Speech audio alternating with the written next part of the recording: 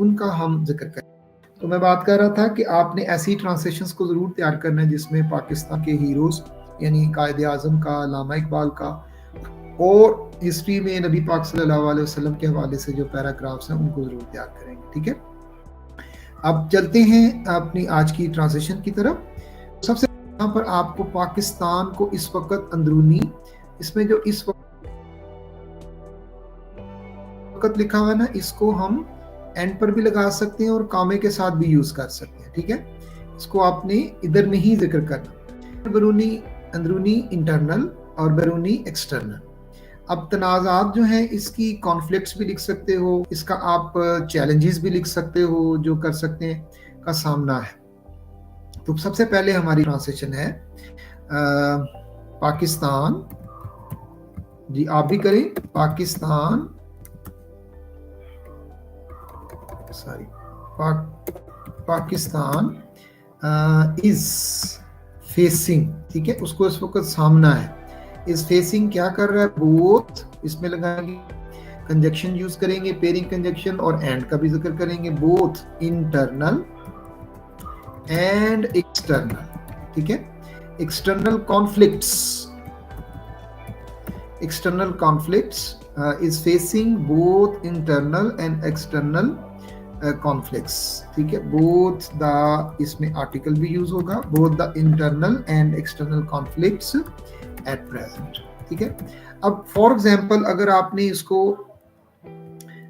जिक्र किया है कि आप इसमें कहते हैं कि एट प्रेजेंट लिख दिया, तो आप इसको इस तरह भी शुरू में लगा सकते हो, इस जगह पर भी पाकिस्तान, ठीक है, यहाँ पर कॉमा लगाएं और कॉमा लगाने के बाद एट प्रेजेंट यहाँ पर भी आप मेंशन कर सकते हो, तो उसको कॉमा लगा देंगे। अभी हमने एमपीटी को चेंज किया है, इसलिए इसकी जगह चेंज होने की वजह से हमने इसके दोनों तरफ जो है वो कॉमा यूज करेंगे। क्लियर हो गया पॉइंट? ये पहले भी हम काफी दफा डिस्कस कर चुके हैं।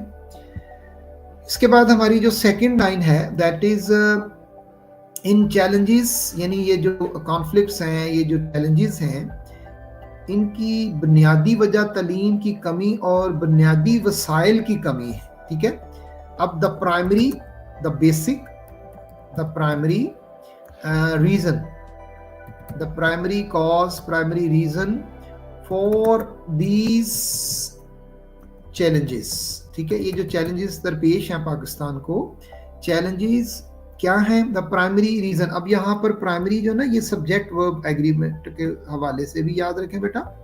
तो अब यहाँ पर हमने चैलेंजेस को नहीं ले रहे, हम ले रहे हैं प्राइमरी को, ये हमारा सब्जेक्ट है मेन, तो इधर क्या लगाएंगे हम, इज लगाएंगे। ठीक है, the primary reason for these challenges is, क्या है वो है वसाइल की कमी और तालीम की कमी। ठीक है, is the lack of education, समझ आ रही है ना, लैक ऑफ एजुकेशन। और दूसरा क्या है, एंड दी शॉर्टेज, दूसरा क्या है, shortage, shortage of basic resources.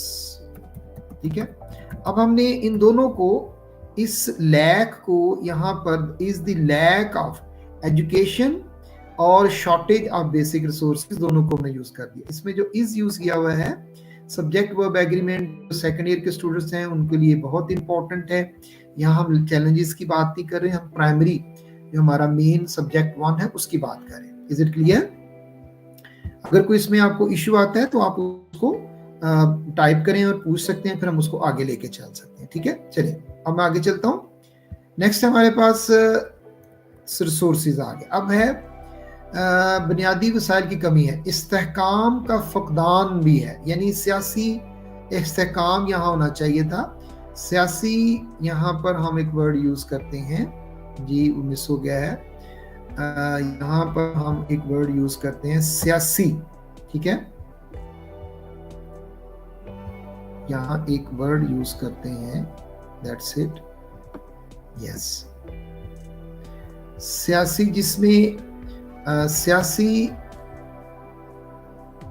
इस्तेहकाम का फुकदान है। सियासी, यहाँ पर एक वर्ड यूज होना चाहिए,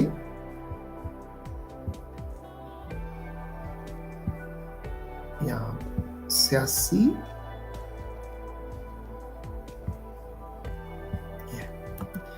हाँ जी, सियासी इस्तेहकाम का फुकदान है। इसको मैंने ऐड कर लिया, just change my mode English, okay. Here we have this one, the next. There is also a lack of political stability. ठीक है, उसको इंस्टेबिलिटी होता है, अदम इस्तेहकाम। यहाँ पर हम क्योंकि इस्तेहकाम की बात कर रहे हैं तो हमने पीछे लैक लिख दिया हुआ। ठीक है, there is also a lack of political stability है, एंड इकोनॉमिक। ठीक है, अब इसमें देखें, हमने सियासी इस्तेहकाम का फुकदान और मुआशरती मुश्किल का शिकार है। Economic and economic and the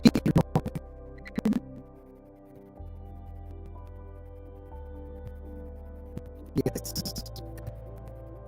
and the economic and economic economy is struggling।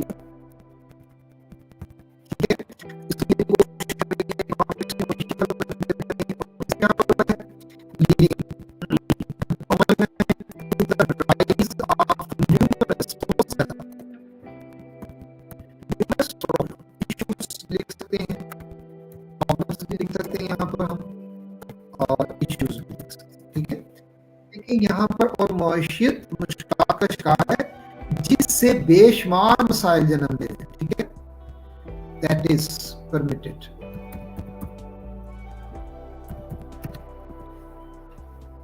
मुस्तहकाम बेशुमार मसाइल जन्म ले रहे हैं, leading to the rise of numerous problems. अच्छा, अब